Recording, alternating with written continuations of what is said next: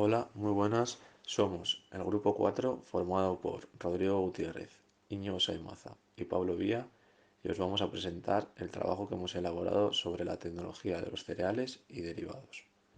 En el índice podéis observar los temas que se van a tratar, comenzando por una contextualización en la que hablamos sobre la producción, la utilización y el comercio de los cereales y derivados, las principales características físicas y su composición química. También hablamos sobre las materias primas y sobre la industria y procesamiento del cereal. Y por último, se va a describir un proceso de producción de un producto. Hola, soy Rodrigo y os voy a exponer los dos primeros apartados del trabajo que hablan sobre la contextualización y las características físicas y composición química de los cereales. Los cereales son plantas de la familia de las poáceas y son cultivadas por su grano. Se distinguen cereales mayores como el trigo, el arroz, el maíz y la cebada y cereales menores como el sorgo, el mijo o el alpiste.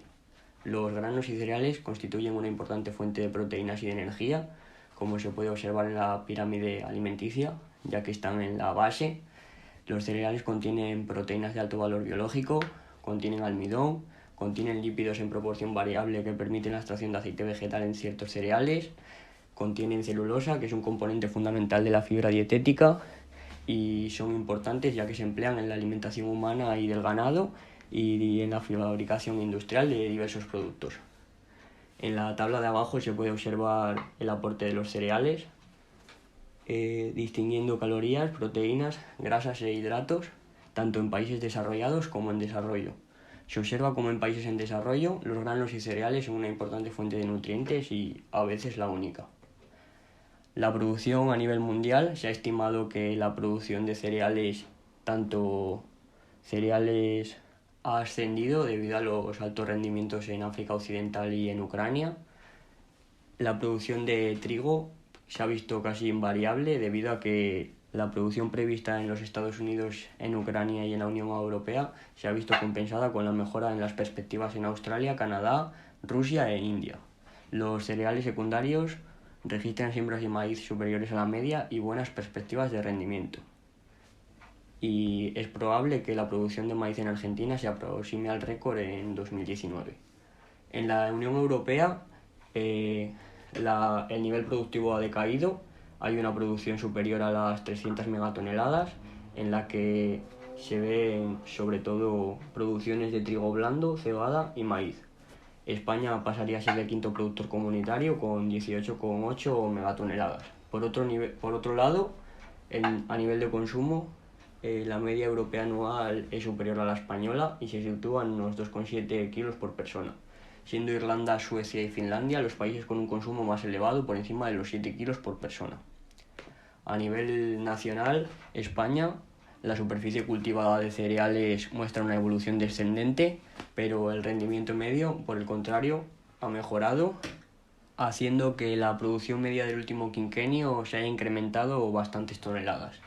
La distribución de la superficie de los cereales por comunidades autónomas, como se ve en la figura, se ve que la comunidad de Castilla y León, Castilla y La Mancha y Andalucía son las que mayor superficie tienen de producción.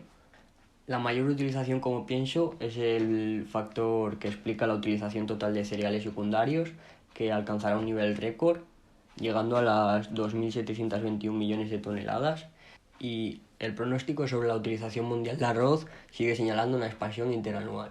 Sobre el comercio, el mayor crecimiento de comercio se espera en el trigo. En cuanto a los importadores, se han reducido las previsiones relativas a las compras de trigo por parte de Indonesia y Kazajistán, pero las de Turquía se han incrementado sin precedentes.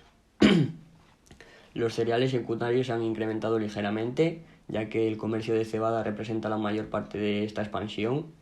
El comercio mundial de maíz prácticamente se ha mantenido invariable y el comercio mundial de arroz se va a recuperar, y esto es debido a las exportaciones de China y la India. Ahora os voy a hablar un poquitín sobre los cereales más importantes. El maíz es un cereal ampliamente difundido en el mundo, es un alimento muy importante en toda América y gran parte de África, que fue cultivado por primera vez en América. Es un alimento muy básico en todas las civilizaciones y tiene grandes aplicaciones como alimento animal y usos industriales. El trigo se cultiva en todo el mundo bajo diversas condiciones climáticas y se utiliza en la producción de alimentos animales, almidón y etanol. El arroz es un alimento muy básico para más de la mitad de la población mundial. Los mayores productores son China, India, Indonesia y Pakistán y requiere una mayor cantidad de agua que otros cereales y mucha más mano de obra. La cebada es el cuarto cultivo de cereales en términos de producción.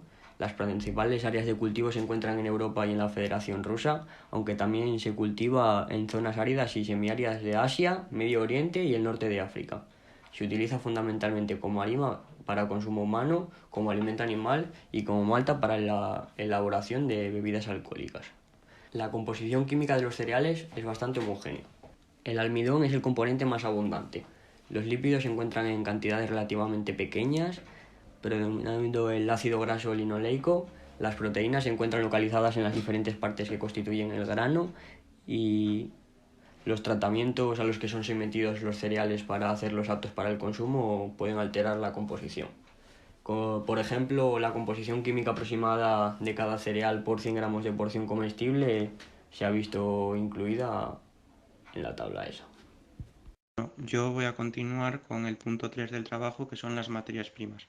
Los cereales pertenecen a la familia de las gramíneas, que se caracterizan porque la semilla y el fruto forman prácticamente la misma estructura, el grano. Los cereales se diferencian del resto de las gramíneas en que forman frutos relativamente grandes llamados cariópsides, cuyas cubiertas se encuentran soldadas a las semillas. En cuanto a las partes del grano del cereal, se pueden mencionar tres: las cubiertas externas o glumas. Estas cubiertas contienen principalmente fibra. El endospermo o núcleo central del grano contiene fundamentalmente almidón. Está constituido por el endospermo amiláceo, que constituye un 70-80% del grano, y una capa de aleurona o reserva de almidón que lo rodea. Y por último el germen, que contiene lípidos, pigmentos naturales, almidón, proteínas, enzimas y vitaminas fundamentalmente del grupo B.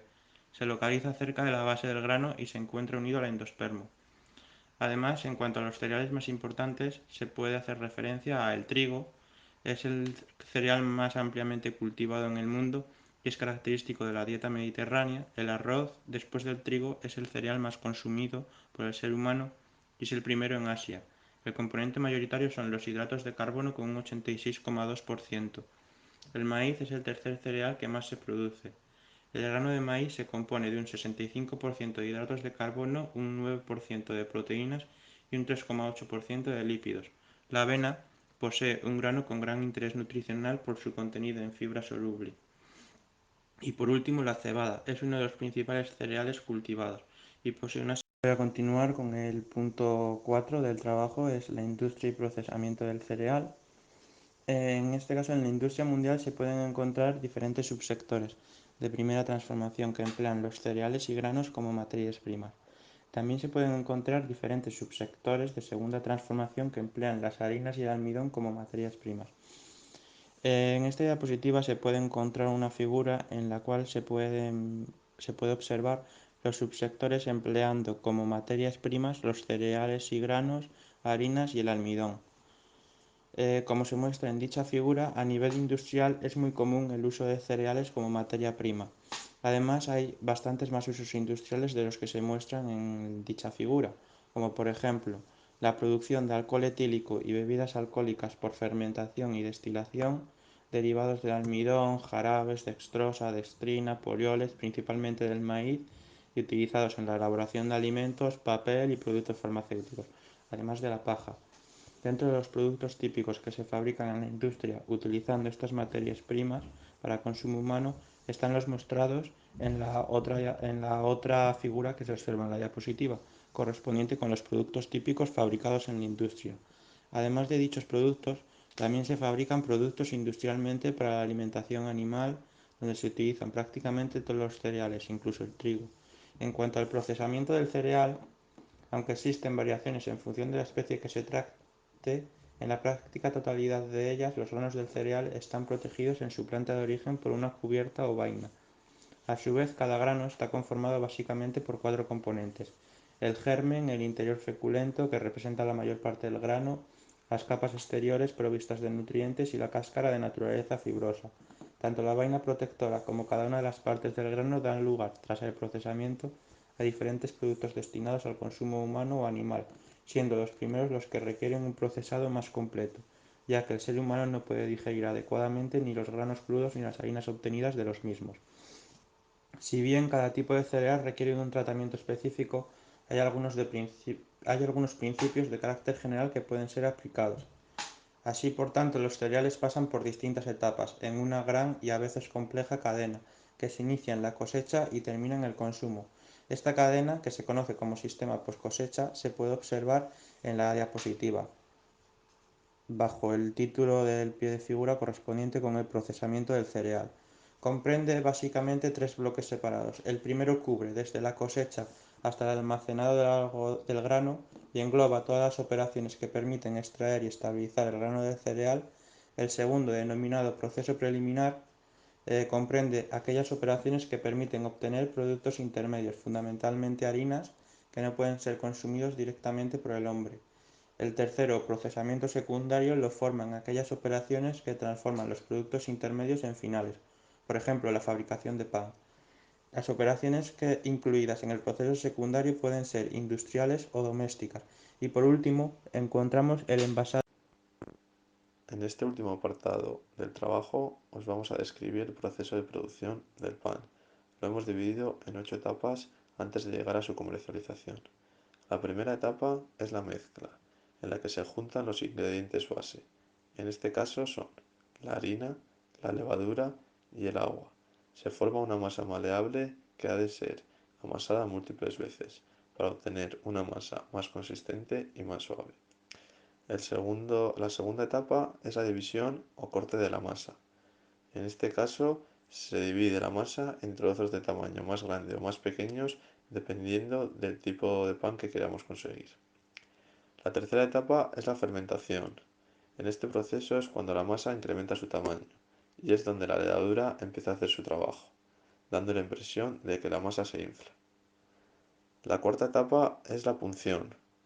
Las punciones o cortes tienen una función decorativa y además permiten que la masa elimine correctamente el gas de dióxido de carbono que se ha acumulado durante la fermentación y que se expande con el calor del horno. La quinta etapa es el horneado. En esta etapa el pan se introduce a un horno o cazuela donde se expone a altas temperaturas y se matan a las levaduras que se añadieron durante el proceso de mezcla. La sexta etapa es el enfriado. En este caso, una vez que ya se ha conseguido y la consistencia y la forma deseada, se enfrían. Esto permite liberar la humedad y el gas que se había acumulado dentro del pan, madurando su textura y su sabor. La séptima etapa es el almacenamiento y el transporte. Y por último, la segunda cocción o horneado en el punto de venta, donde se termina la cocción. Bueno, para acabar con el trabajo, en esta diapositiva podemos encontrar algunas de las referencias que se han empleado para la realización del trabajo.